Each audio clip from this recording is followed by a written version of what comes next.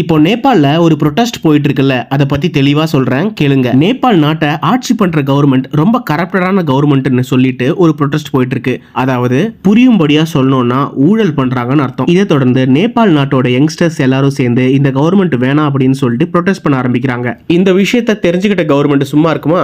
Government போலீஸை இறக்கி அந்த விஷயத்தை காம் பண்ண சொல்லும் போது அங்க ஒரு ஷூட் அவுட் நடந்துருது. அதுல 19 இளைஞர்கள் இறந்துடுறாங்க. இந்த விஷயத்தினால கடுப்பான இளைஞர்கள் எல்லாருமே சேர்ந்து பயங்கரமான ஒரு ப்ரொடெஸ்ட் பண்ண ஆரம்பிக்கிறாங்க. ப்ரொடெஸ்ட் மட்டும் பண்ணது இல்லாம அங்க இருக்கிற கோர்ட், பார்லிமெண்ட் எல்லாத்தையும் கொளுத்தியும் விட்டுறாங்க. இந்த விஷயத்தை கட்டுப்படுத்த முடியாததுனால நேபாளோட prime minister KP Sharma resign பண்ணிடுறாரு. அது மட்டும் இல்லாம நேபாள் நாட்டோட மொத்த மினிஸ்டர்ஸ் எல்லாருமே தங்களோட உயிர்களை காப்பாத்திக்கிறதுக்காக ஹெலிகாப்டர்ல தொங்கிக்கிட்டு போறாங்க. இது எல்லாத்தையும் விடுங்க, நேபாளோட பினான்ஸ் மினிஸ்டர் பிஷ்ணு பிரசாத் இருக்கார்ல, அவருக்கெல்லாம் தர்ம அடி. இந்த விஷயம் எல்லாம் பெருசா நடந்ததுனால நேபாள் நாட்டுல ரீ எலெக்ஷனே நடந்துருச்சுங்க. இப்ப new prime minister of Nepal யார் தெரியுமா? சுஷீலா கர்கி. அது மட்டும் இல்லாம சுஷீலா கர்கி தான் நேபாளோட ஃபர்ஸ்ட் உமன் பிரைம் மினிஸ்டர். பாதி விஷயத்தை பத்தி தான் நான் இந்த வீடியோல பேசியிருக்கேன். மீதி பாதியை அடுத்த வீடியோல பார்ப்போம். அடுத்த வீடியோ பத்தி தெரிஞ்சுக்கிறதுக்காக மறக்காம நம்மளோட சேனலையும் சப்ஸ்கிரைப் பண்ணிடுங்க.